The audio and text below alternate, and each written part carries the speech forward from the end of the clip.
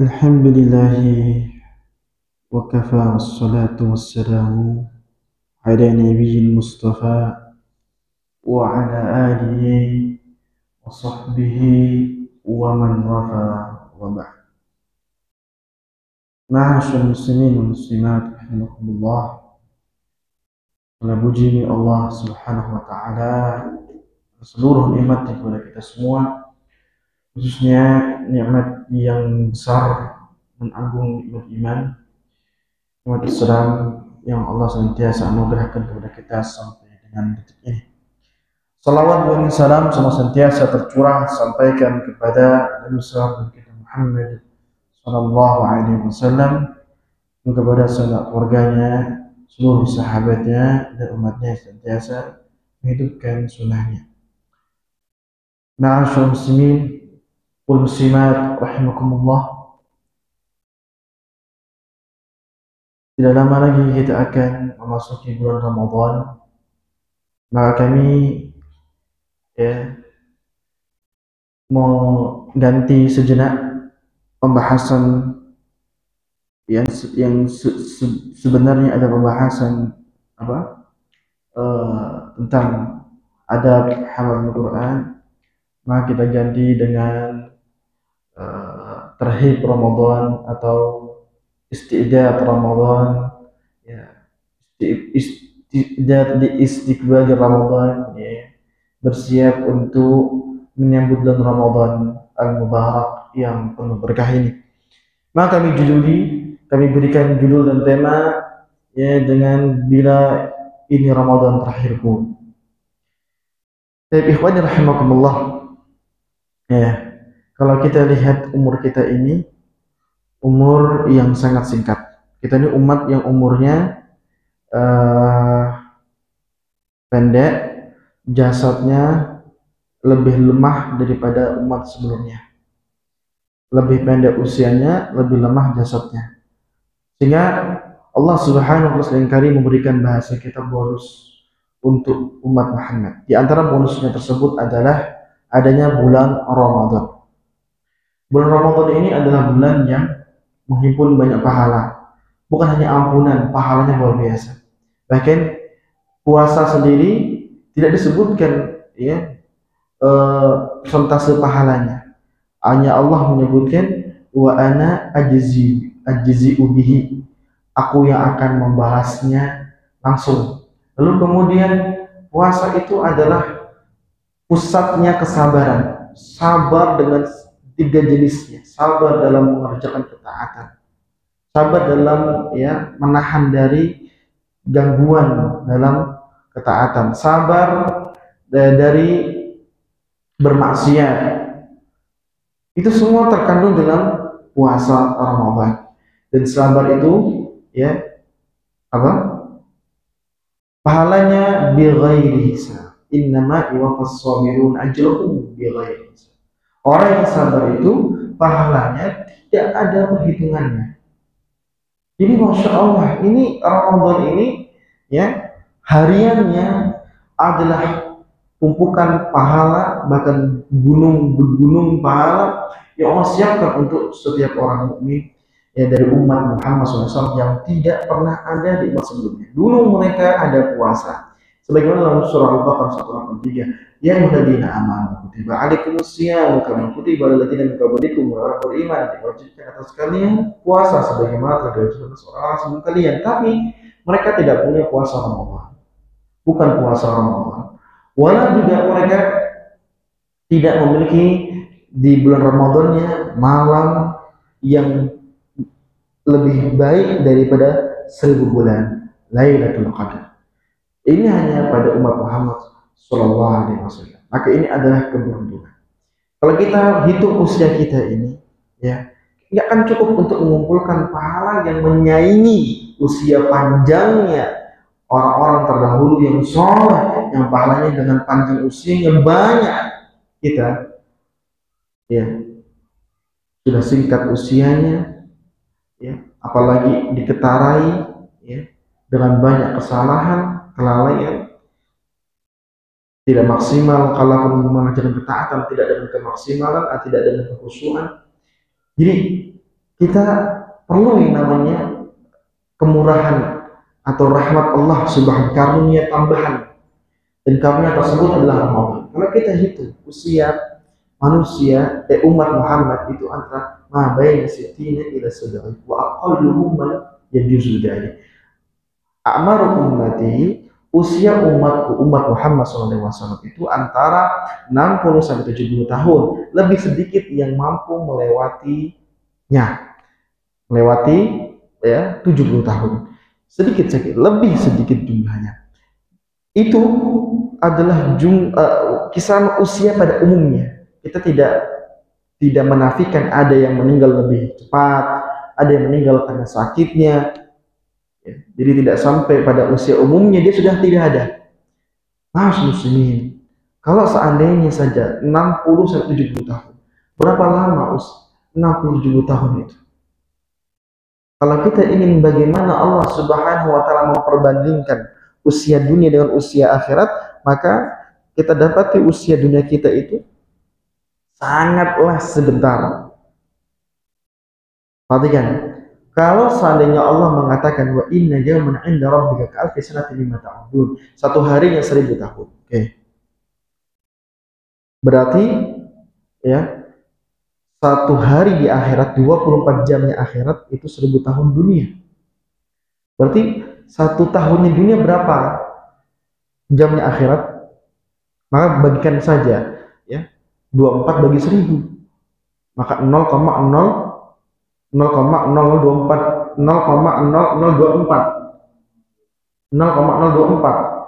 bayangkan 0,024 jam itu baru satu tahun. Coba dikalikan dengan 60 sampai 70 tahun, itu paling 1,5 jam sampai 1,6 jam.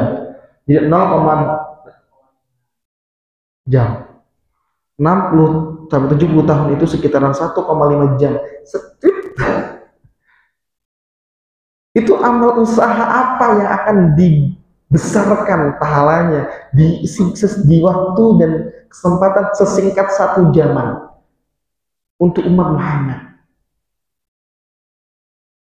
Itu 60 sampai 70 tahun. Coba 1 bulannya berapa? 1 detik mungkin. 1 detik akhirat, 1 bulannya dunia. 1 Ramadan berarti sedetik. Bayangkan cuma sedetik itu, ukuran detik aja, tapi pahalanya lebih baik beribu bulan. 1000 bulan, 83 tahun. Itu kalau cuma ketemu 1 Ramadan. Kalau masih 2 kali, 3 kali, 4 kali, usia masih berlanjut, 83 lagi, 83 lagi, 83 lagi, 83 lagi, tambah terus.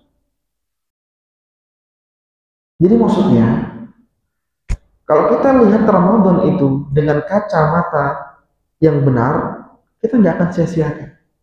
Kita nggak akan pernah mau bermudah-mudahan, leha-leha, gitu-gitu aja, ya, bonekat masuk Ramadan tanpa persiapan, tanpa ada keseriusan, pokoknya udah masuk keluar gitu aja. Kita nggak paham ya bahwa kita yang rugi, kita yang buntu. Ramadan nggak pernah rugi dengan kita. Kita yang rugi dengan Ramadan kalau kita tidak menyikapinya dengan serius. Maka ma'asyiral muslimin, ya, muslimat rahimakumullah. Ramadan ini pundi-pundi pahala bagi pribadi mukmin mukminah. Bekal untuk menghadap Allah Subhanahu. Berapa kali kita ketemu Ramadan, jangan pernah sepelekan. Berapa kali kita ketemu Ramadan, jangan pernah sepelekan.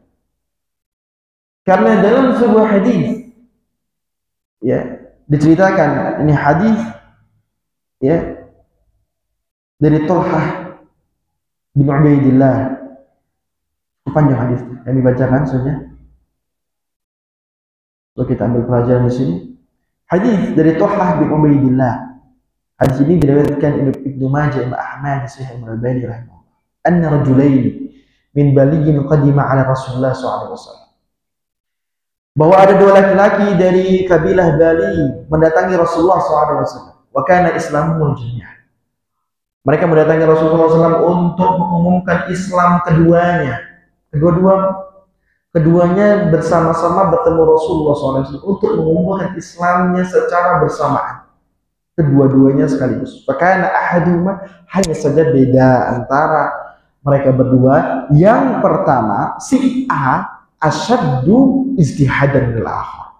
Lebih giat sungguh-sungguh beribadah dari si B.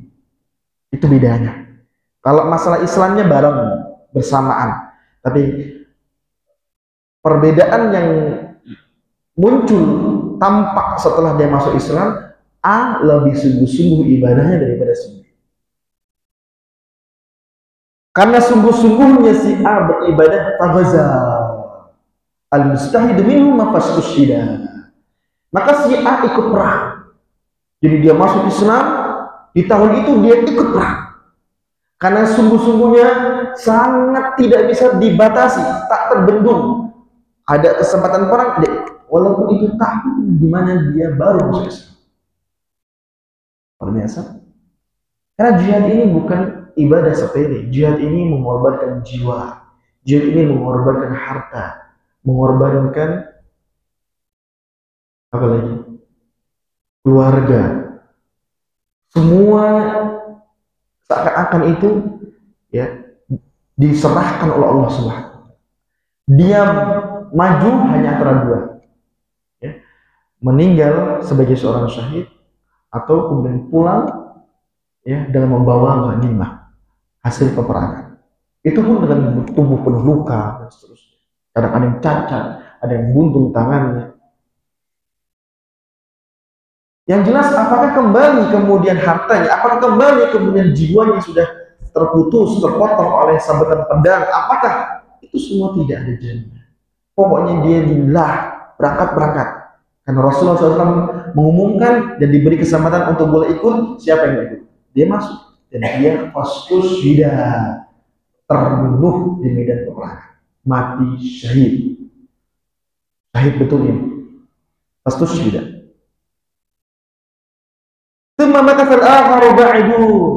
Maka si B kehilangan temannya. Si A sudah wafat di tahun keislamannya karena meninggal di atas medan peperangan. Maka yang B ya tetap masih hidup di tahun berikutnya.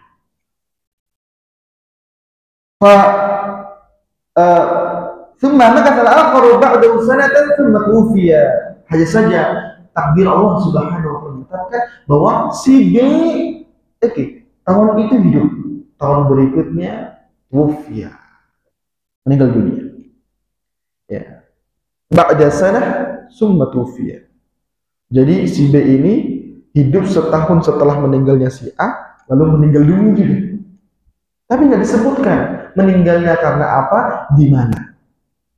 Yang jelas disebutkan dalam hadis yang sahih ini, yang si A meninggal sebagai seorang yang berjihad di jalan Allah Subhanahu wa taala. Talhah, maka Talhah lalu bercerita, "Fara'aitu fil manami baina ana 'inda babil jannah." Aku bermimpi, aku di depan pintu surga.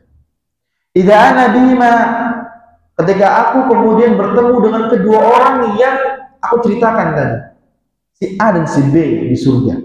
Jadi Talhah ini bermimpi setelah si B meninggal dunia. Jadi akhirnya kedua-duanya sudah meninggal dunia. Maka tatkala di mimpinya ditemukan dengan dua orang tersebut, fakhaja kharij minal jannah, penjaga surga keluar dari surga, dari pintu surga. Fa'udhina billadhi tufiyal akhir minhuma. Namun yang membuat tercengang, penjaga surga justru mempersilahkan yang meninggal belakangan, yaitu si B, mendahului si A yang mati syahid.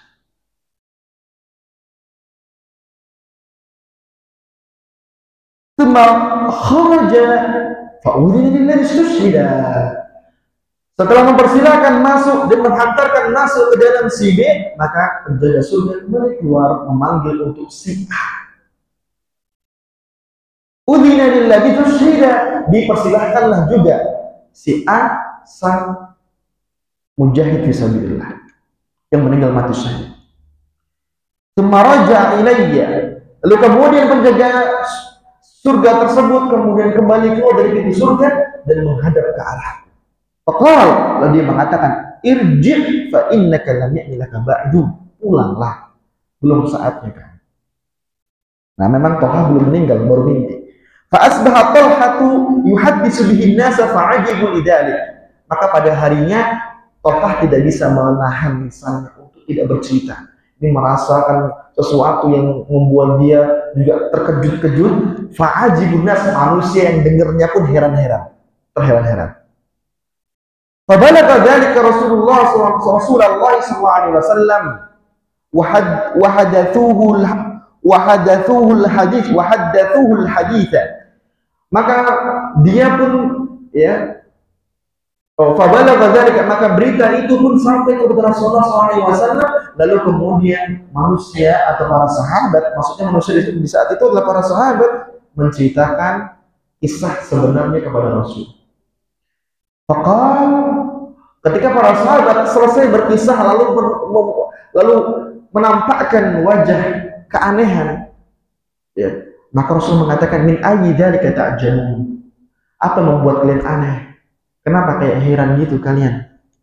Faqalu ya Rasulullah, wahai Rasulullah, hadza kana ashaddu ar-rajulain ijtihadan thumma stuhida wa dakhala fi hadzal akhiru jannata qablahu. Wahai Rasulullah, ini dua orang yang masuk Islamnya bersamaan. Yang satu lebih sungguh-sungguh ibadahnya, bahkan meninggal di atas medan pertempuran, jihad di jalan Allah. Namun yang B, yang didahulukan, dipersilakan masuk mendahului si A sebelum si A. Maka Rasulullah mengatakan, menjawab, menimpali. Faqala Rasulullah sallallahu alaihi wasallam, alaysa qad makatha hadha ba'du sanatan? Bukankah si A masih hidup setahun setelah meninggalnya si B?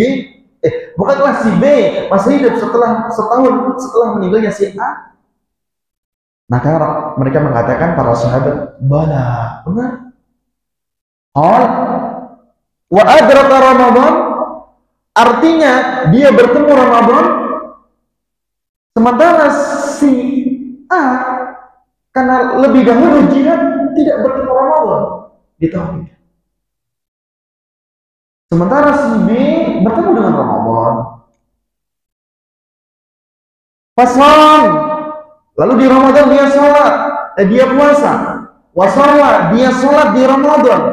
Sholat tarawih, ya sebelumnya mungkin kalau sholat tarawih di zaman Nabi SAW itu, ya ini pembahasan lain, tapi paling tidak kami ingin clearkan, sholat tarawih di zaman Rasulullah SAW itu sudah ada. Nabi SAW disebutkan ya oleh Aisyah radhiallahu anha, sholat bersama tarawih di malam 23 Ramadan. Jadi 1 sampai 22 Ramadan tidak ada sholat. Maka Nabi ketika mulai mengerjakan sholat malam, yaitu sholat tarawih qiyam Ramadan 23 Ramadan, terlihatlah oleh para sahabat. Para sahabat ini nggak nunggu titah, nggak nunggu omongan. Lihat Nabi apa, dia langsung contoh. Seperti kayak kasus Nabi di sandalnya ada kotoran. Ketika hendak masuk masjid yang saat itu masih berpasir, boleh pakai sandal untuk dalam masjidnya, dilepas karena ada kotorannya. Diberitakan oleh Jibril, para sahabat ikut lepas. Nabi nggak bilang dalam perintah, mereka ikut bagaimana dia melihat Nabi. Maka para Nabi mengatakan, kenapa kalian melakukan seperti aku lakukan? Aku lakukan karena ada najis. Sementara kalian tidak, silahkan pakai. Nah seperti ini, Nabi sholat tarawih dan para sahabat ya sholat di belakang. Hari pertama, 23, 24-nya libur. Maksudnya libur itu dalam arti bukan menyengaja. Emang Nabi tidak sholat, sehingga para sahabat pun tidak ikut sholat karena nggak ada Nabi di sini. Lalu 25 Nabi muncul lagi. Para sahabat lihat, wow, ramai, makin ramai. Itu yang kedua kalinya. 25 26 Nabi nggak muncul, 27 para sahabat sudah nunggu. Biasanya kalau hari kemarin tidak, hari ini iya insya Allah, malam ini iya insya Allah, penuh Masjid Nabawi. Tapi versi dulu ya, kalau sekarang udah luas, dulu mungkin segitu, penuh. Nabi sholat bersama mereka. Dan sholat yang ketiga ini makin panjang, sampai hampir mereka khawatir tidak sahur. Yang ketiga berjamaah. Lalu kemudian pada hari keempatnya makin banyak lagi sampai di pelataran. Nabi SAW tidak keluar karena khawatir akan diwajibkan karena masih turun wahyu. Sangat mungkin yang sunnah lalu dianggap mampu untuk dikerjakan, dinaikkan levelnya menjadi wajib. Jadi sholat fardu ketika masuk Ramadan, kalau seandainya diwajibkan, ada 5 waktu dan tarawih. Seandainya diwajibkan. Tapi Nabi sangat rahim, menyayangi. Enggak. Kita lanjutkan. Ya, dia sholat, ya, dalam setahun itu, ya, bala. Qala Rasulullah, fama bainahuma ab'ad mimma bainas sama'i wal ardh. Antara kedua si A dan si B pahalanya jelas, ya, berbeda sejauh langit dan bumi. Ya, enggak. Itu cuma ketemu sekali Ramadan di tahun berikutnya. Sekali Ramadan, bayangkan si B, ya, bisa melampaui si A yang meninggal sebagai seorang mujahid di jalan Allah Subhanahu wa Ta'ala. Bagaimana kabar Anda kita semua? Berapa banyak Ramadan yang telah kita ketemui berulang kali dan teramat banyak. Ada sampai 10? Siapa 10 kali? 15 kali?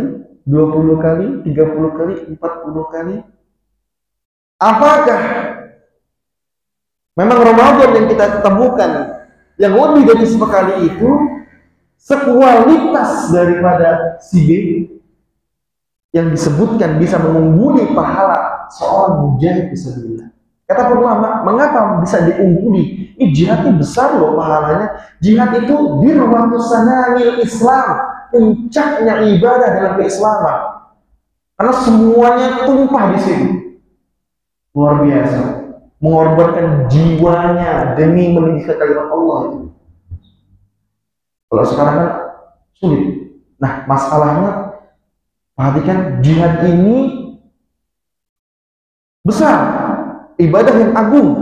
Tapi mengapa kemudian tersalib, terlampaui oleh ibadah puasa, ibadah sholat setahun saja setelahnya? Kata para ulama, si B itu, ya, adalah orang yang jujur, yang punya tekad juga niat untuk jihad. Tapi dia tidak sempat untuk jihad sama seperti si A. Ya. Lalu kemudian akhirnya, ya, dia pun bertemu Ramadan, bertemu sholat. Jadi si B ini bukan orang yang nggak mau jihad. Dia punya niat jihad, jujur, tulus. Artinya dia adalah mungkin orang-orang termasuk orang-orang yang dapat pahala jihad karena tidak jihad. Bisa kayak gitu? Kan bukannya Rasulullah mengatakan bahwa di Madinah sana ada orang-orang yang menyertai kalian dalam pahala. Anda mengarungi lembah, menaiki gunung, tapi mereka bersama kalian dalam pahala dengan niat mereka. Mereka ada uzur, tapi niat mereka ingin jihad. Jadi sebenarnya si B juga punya pahala jihad, karena niatnya tadi ditambah puasa Ramadan, ditambah sholat-sholatnya selama setahun. Jadi lebih umur. Mas muslimin, jadi bukan banyak Ramadan yang ditemui oleh kita adalah murni semata-mata keberuntungan. Belum, orang yang bertemu Ramadan belum tentu beruntung. Yang beruntung adalah yang mampu memanfaatkan Ramadan sebaik mungkin. bukan sekedar bertemu. Karena kalau sekedar bertemu, ma'asyiral muslimin rahimakumullah, ya, ada dalam hadis diriwayatkan oleh Ibnu Huzaimah, Imam Baihaqi, Imam Ahmad, Syekh Al-Albani rahimahullah, bahkan Imam Bukhari sebutkan kitab Adab Mufrad, bahwa Rasulullah SAW pernah naik mimbar, lalu Rasulullah SAW mengatakan amin, amin, amin. Ya gimana juga antum melihat ada seorang khatib lalu tiba-tiba amin, amin, amin, dan itu terdengar oleh orang yang di dalam masjid, bukan berdiri tapi terdengar. Oleh karena terdengar, para sahabat bertanya, alam atas hada, atas dasar apa ya Rasul? Mengapa engkau sampai berbuat demikian? Ingat, ini Rasulullah SAW, orang yang akan mendoakan umatnya kebaikan, orang yang sangat menyayangi umatnya. Ya, Rasul tidak mungkin mendoakan keburukan untuk umatnya. Bahkan sampai Nabi pun ketika sujud, ya, sanayahu, ketika dipecahkan gigi serinya oleh orang-orang kufar Quraisy di perang Uhud, Nabi mengatakan, kaifa yuflihu, bagaimana orang ini bisa menang, orang-orang ini bisa beruntung, nabinya dilukai. Turunkan oleh Allah, turunkan ayat, laisa laka minal amri syai'. Itu nggak pantas buat Muhammad berkata demikian. Itu ucapan itu bukan selayaknya demikian. Ditegur, karena Nabi SAW kalau ada salah ditegur langsung sama Allah. Nabi maksum, bisa berbuat salah tapi langsung ditegur dan dimaafkan. Beda sama kita, berbuat salah lupa, lalai, tobat tidak. Intinya Nabi SAW ada orang yang rahmat, nggak akan ngomong keburukan kecuali ditegur oleh Allah Subhanahu wa Ta'ala. Tapi kali ini perhatikan, Jibril mengatakan, ya, Jibril mengatakan, Rasulullah mengatakan kepada para sahabatnya, Jibril telah berdoa, baru berdoa, Rabbina anf, rugi dan celaka. Orang yang bertemu dakhala ali Ramadan, bertemu Ramadan, mensadaf, lalu Ramadan, ya, meninggalkannya, falam yukfarlah, namun tidak dapat ampunan Allah Subhanahu wa Ta'ala. Maka aku mengatakan amin, semoga Allah mengampunkan. Itu maksudnya saking parahnya orang bertemu Ramadan yang itu adalah bulan penuh ampunan, nggak diampuni. Itu parah sampai Nabi sendiri mengaminkan kecelakaan yang Nabi tidak demikian pada asalnya. Dan Jibril, utusan malaikat dari kalangan malaikat yang mendoakan, dan Nabi, utusan dari kalangan manusia yang mengaminkan. Nggak takut, nggak bikin serem ini. Untuk itu, ya, kita perlu memaksimalkan Ramadan. Sekedar bertemu Ramadan itu tidak cukup. Tapi siapa yang mengisi Ramadan dengan banyak manfaat, banyak ibadah, itu benar ini. Makanya itulah satu Ramadan di si B itu lebih baik daripada banyak Ramadannya kita mungkin ternyata kurang bermanfaat atau banyak yang sia-sia. Baik, ma'asyiral muslimin wa muslimat rahimakumullah. Ya. Maka bagaimana kita bisa memaksimalkan Ramadan kita? Apa kiranya yang membuat kita ini bisa memaksimalkan Ramadan kita? Pertama, kita perlu mengenali potensi kita berbuat, ya, berbuat sembarangan, semaunya di Ramadan, tidak serius, malas-malasan, menunda-nunda, ya, gitu-gitu aja. Kita harus tahu apa, ya, yang membuat kita terjebak di situasi itu, sebab kita terjerumus di situasi tersebut. Maka ketahuilah sebabnya karena dua, yaitu berulangnya Ramadan lebih dari sekali yang kita temukan, yang kita rasakan. itu punya dampak negatif. Bagi siapa? Bagi orang-orang yang tidak memahami dengan benar Ramadan ya sebagai bulan berkah. Mengapa demikian? Karena kita sebagai manusia ini punya karakter. Kata para ulama, karakternya kita ini kathratul misas tumitul ihsas. Banyaknya bertemu, banyaknya berulang, banyaknya berinteraksi menghilangkan sensitivitas, kepekaan, kepedulian dalam diri manusia. Kalau kita sering lewat, kalau kita baru pertama kali lewat tong sampah, baru sekali merasa kebauan. Tapi bagaimana tukang sampah masuk ke tong sampah nggak kebauan? Karena sudah sering, sehingga kepekaan bau itu menurun bahkan hilang. Pertama kali lihat Ka'bah nangis, 2 kali, 3 kali, 4 kali lihat Ka'bah ya masjid biasa. Makanya orang-orang yang di sana yang sudah sering lihat Ka'bah, sholatnya depan. Sholatnya bukan depan Ka'bah lagi, itu rebutan orang-orang yang baru datang, yang baru pertama kali yang rebutan. Yang udah sering udah biasa. Itu begitulah karakter manusia. Inilah virus mati rasa. Ini ngeri, berbahaya. Kalau sampai Ramadan yang berulang kali membuat kita tidak peka dengan mengurusi, menyikapi Ramadan sebenar-benarnya. Jadi dianggap biasa aja. Wah. Yang kedua, azan dulu. Oh ya, azan dulu. Nanti lanjut dikit deh.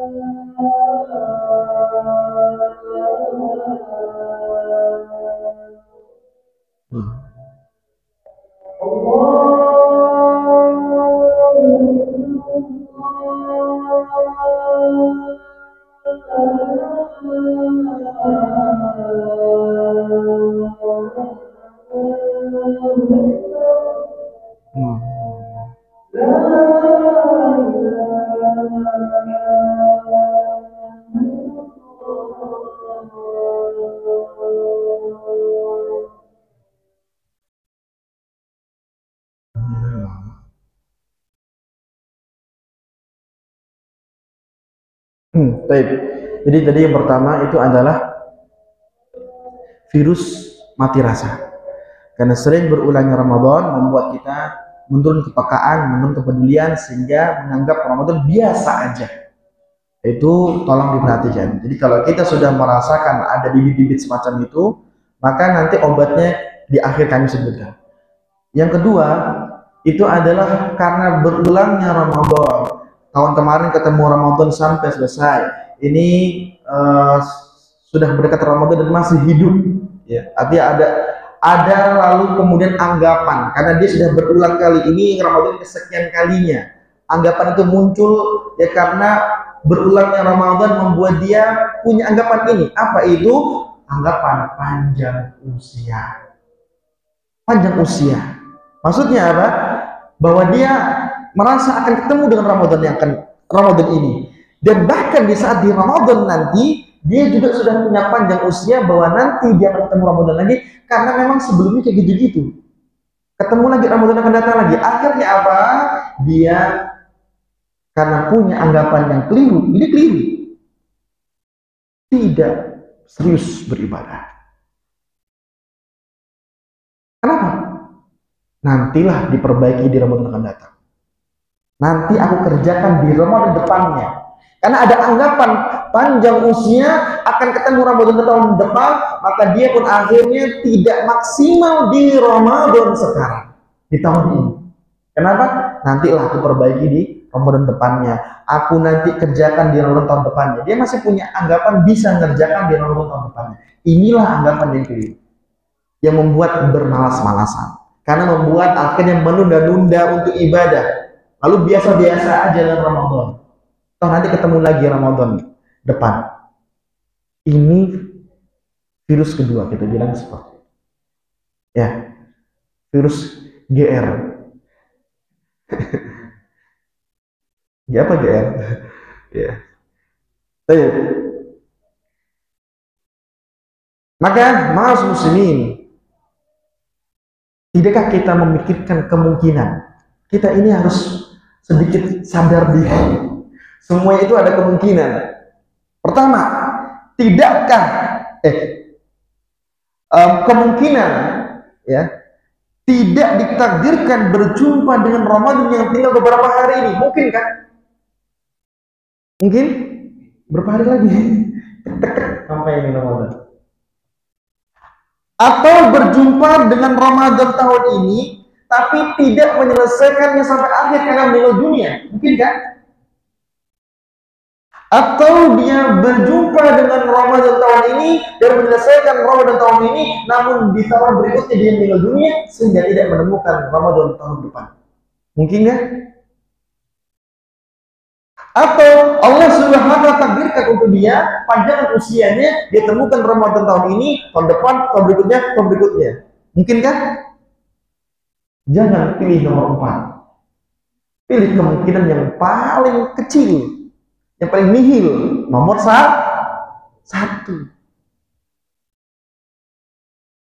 Karena namanya kemungkinan perkiraan, kita pilih sesuatu yang mendekat ke realita,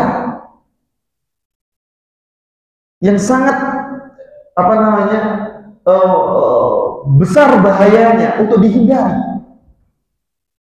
Kalau kita meninggal dunia sebelum masuk Ramadan itu kan ada kerugian tersendiri, walaupun mungkin tidak begitu tampak. Baik, maka ma'as muslimin wal muslimat rahimakumullah, solusinya adalah nasihat Rasulullah SAW. Rasulullah SAW pernah bernasihat dalam jawabannya kepada seorang laki-laki yang minta dinasihati. Ini hadis dari Abu Ayyub Al-Ansari, disahihkan Imam Al-Albani rahimahullah. Dalam hadis dalam riwayat dalam Musnad Sahih Jami' Imam Ahmad. Kemudian laki-laki ini ya minta diringkaskan nasihatnya. Ada 3 nasihatnya, tapi kita ambil dulu yang pertama. Idza qumta ila sholati fasalli sholatan muwaddi'in. Kalau kamu hendak mengerjakan sholat, maka kerjakanlah sholat seperti sholatnya orang yang akan berpisah. Orang yang akan berpisah akan pergi selamanya, meninggal dunia setelah itu. Maka orang yang dalam sholatnya akan khusyuk, dia nikmati. Bisa bayangkan loh, ketika orang-orang yang punya misalnya penyakit yang sering kali kita ngeri dengannya, kanker, stadiumnya sudah 4 atau lebih parah daripada itu, udah divonis 6 hari lagi, dan dia seorang muslim, apa yang dia lakukan? Dia masih bisa sholat. Pasti dia dalam sholatnya per hari demi hari, ya, bahkan per gerakan demi gerakan dia nikmati. Apalagi kalau ditulis besok, tapi itu ya mendahului gaib gitu. Jadi kalau seandainya kita sholat dengan kondisi atau membawa kondisi kita akan berpisah untuk selamanya, maka akan kita berikan yang terbaik. Maka coba kita asumsikan yang masalah sholat ini ke masalah Ramadan. Bila kita anggap ini Ramadan kita yang terakhir, maka kita akan berbuat yang terbaik, yang maksimal dan paling kualitas. Karena ini Ramadan terakhir.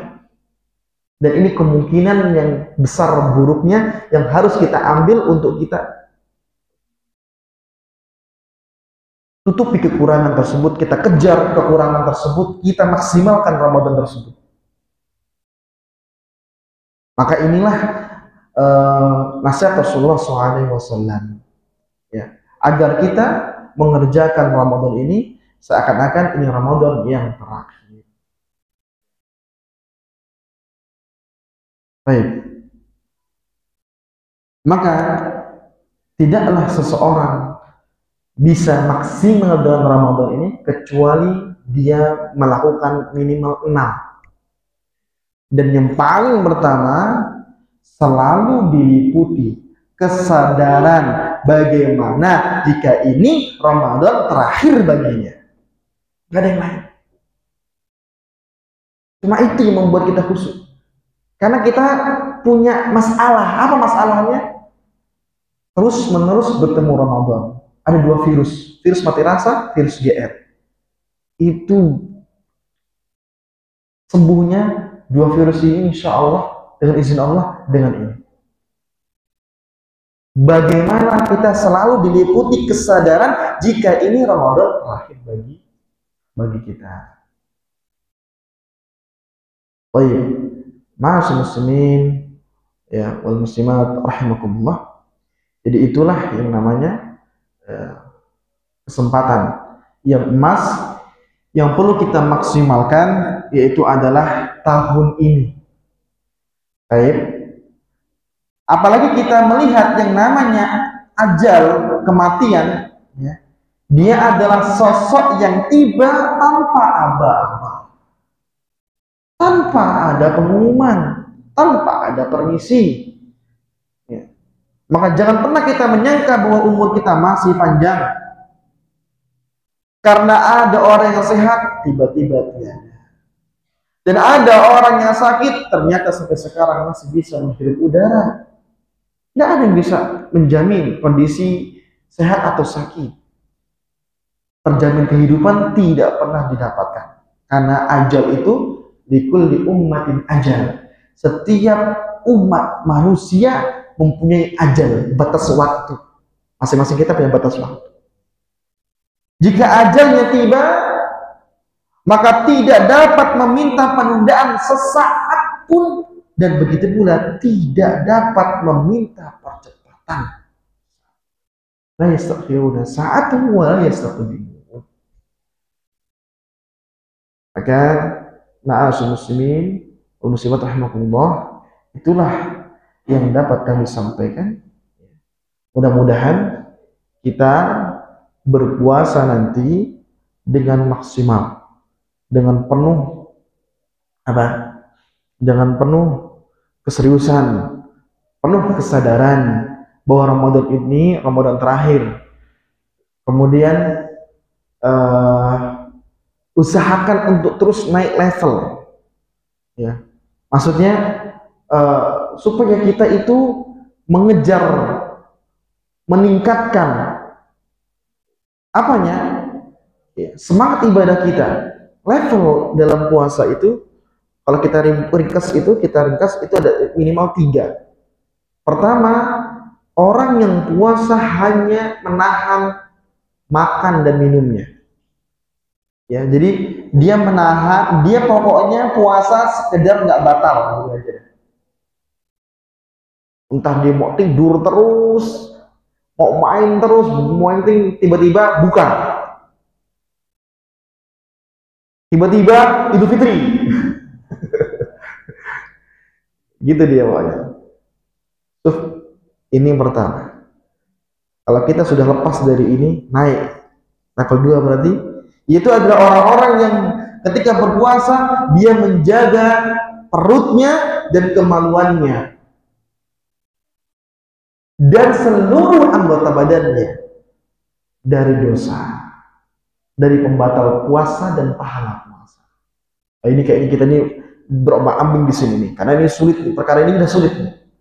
Minimal menahan dari makan minum jelas bisa, insya Allah. Dari syahwat kemaluan bisa menahan.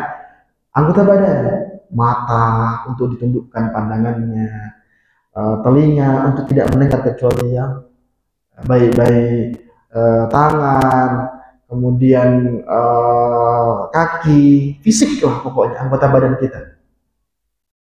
Kalau sudah bisa, maka kita naikkan ke level yang ketiga, yaitu kita jadikan hati kita ikut berpuasa. Ini level tertinggi, di mana hati ini tidak menginginkan kecuali yang baik-baik.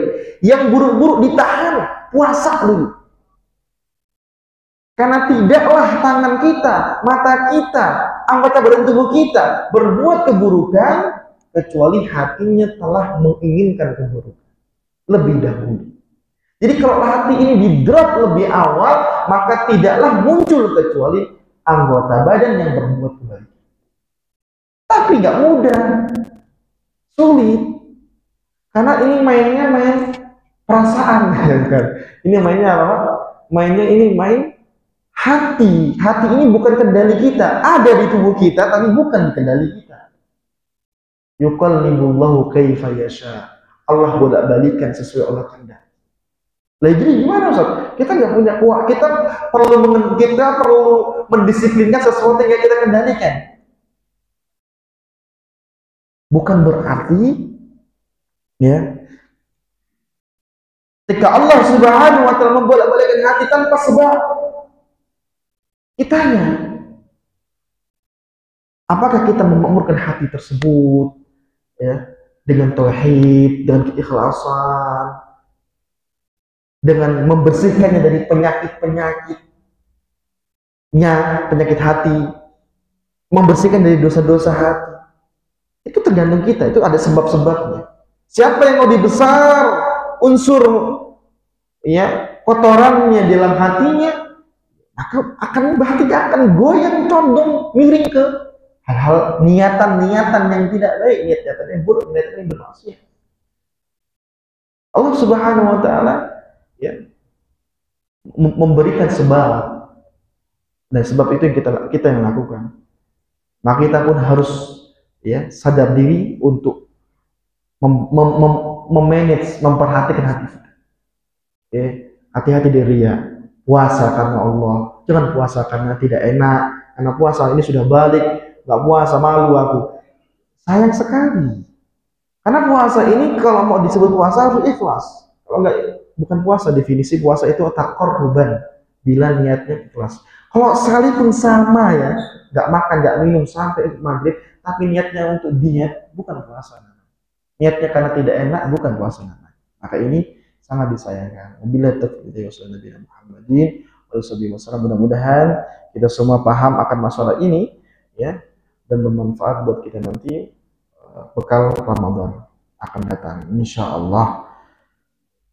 Subhanakallahumma wa bihamdika asyhadu an la ilaha illa anta astaghfiruka wa atubu ilaik. Assalamualaikum warahmatullahi wabarakatuh.